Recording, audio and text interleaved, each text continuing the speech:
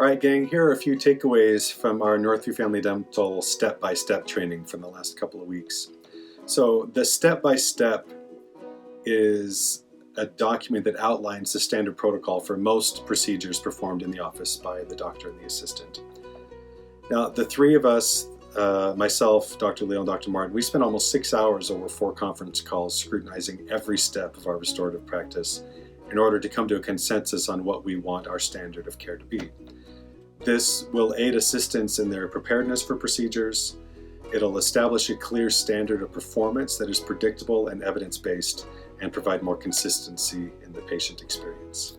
The first 15 steps in the restorative protocol do not change from one restorative procedure to another. And I'm talking things like fillings and crowns, any procedure where a burr touches a tooth.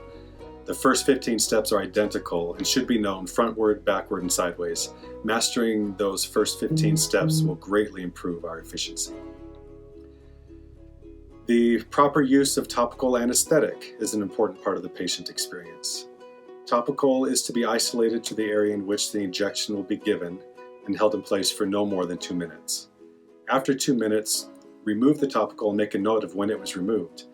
That information is then given to the individual who will administer the anesthetic. The goal is to call for anesthetic no more than 5 minutes after the patient is seated, and for anesthetic to be administered within 10 minutes of the patient being seated. And finally, the handoff from the assistant to the doctor or hygienist goes as follows. You remember Mr. Smith, he's here for a crown on tooth number 30. Topical was placed for 2 minutes for a lower block and removed 1 minute ago. His blood pressure is 136/86. He's taking lisinopril for hypertension and had a hip replaced last year. He took his pre-med about an hour ago. That's it.